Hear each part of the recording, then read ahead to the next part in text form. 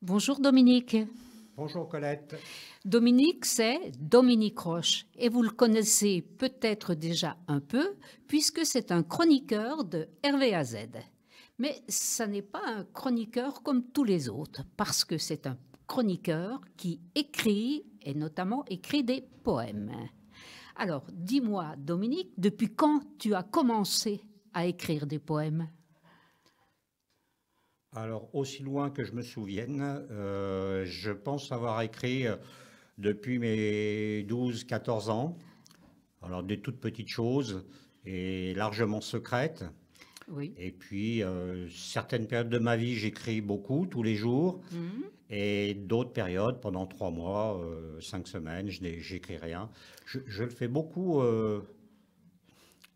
on dirait au feeling, mais en tout cas, d'abord à la disponibilité et ensuite disponibilité surtout de tête, hein, pas forcément en termes de temps. Oui. Et ensuite, je le fais parce que j'ai des choses à me dire d'abord dans un premier temps.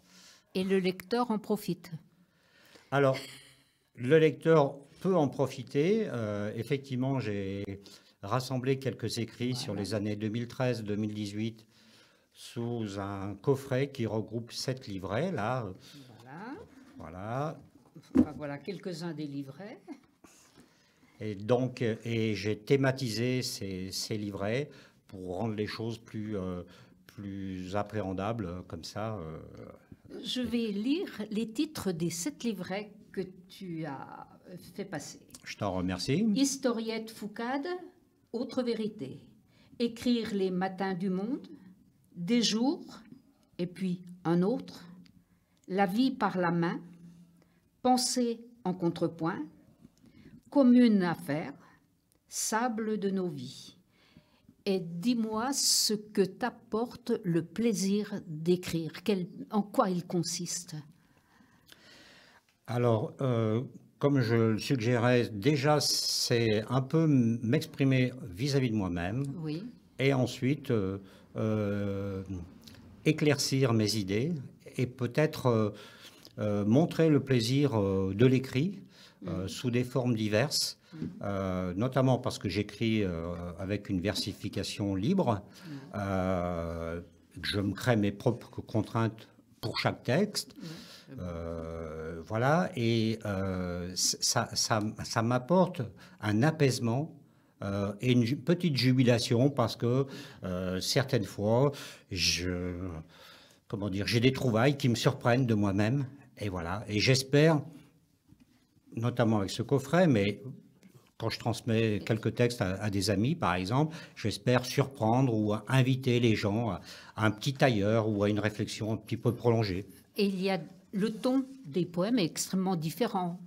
Ah, complètement, puisque c'est non seulement du vers libre, mais c'est assez pulsionnel comme écriture, en tout cas pour ma part. Hein. Voilà. Je ne rentre pas dans du sonnet ou du quatrain ou du que sais-je, même si je peux apprécier cette poésie-là, mais en tout cas, moi, c'est pas cet écrit-là qui me vient, et c'est pas ce champ de contraintes dans lequel je me mets lorsque j'écris. Dans celui que je vais lire, il y a de l'humour et de la musique. Et ça s'appelle, si tu te souviens, Telle une pendeloque. Telle une pendeloque, un gars un peu toc se prend pour un amerloc. Danse avec sa canne, tic, toc, l'or, une femme un peu chintoc.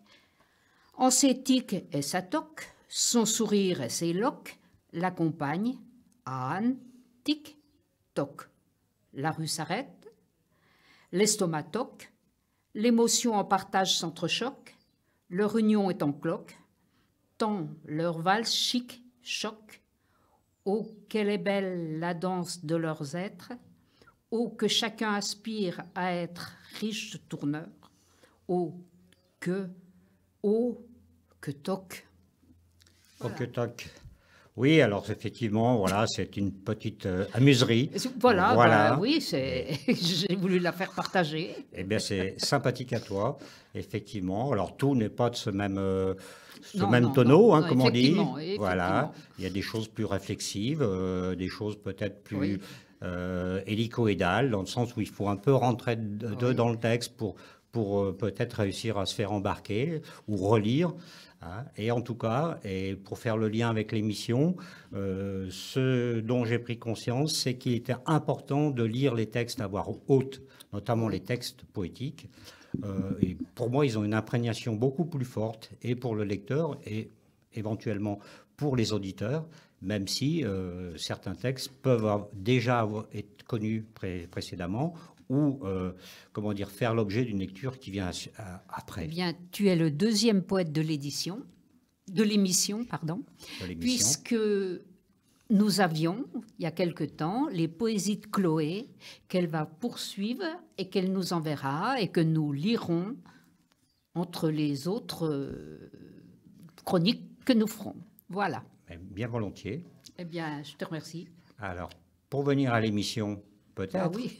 quand même, demain dès l'aube, donc chronique à mon initiative. Donc l'idée, c'est effectivement de lire des textes, les lire, pas forcément les réciter, mais plutôt les lire, et des textes qu'on appelle poèmes, dans leur plus grande diversité possible. C'est ce qui, en tout cas, moi, m'intéresse et me motive, avec l'idée que progressivement, on va toucher des auditeurs locaux et des gens qui écrivent et qui seraient intéressés pour donner à lire ou lire eux-mêmes un ou plusieurs de leurs textes. Donc, je les invite à nous contacter par le biais du canal de l'émission et de la radio, cette antenne à images. Et après, on verra comment on peut faire un bout de chemin ensemble. Voilà. Demain dès l'aube. Donc, et après, en cité de demain dès l'aube, c'est à la fois convoquer des auteurs connus ou contemporains encore méconnus, contemporains français, mais pas que, et contemporains locaux. Voilà. Et effectivement, de cheminer ensemble du mieux possible. Voilà. Bien, tout le monde sera content. Eh bien, moi aussi, le premier. Voilà. Et que vive longtemps demain dès l'aube.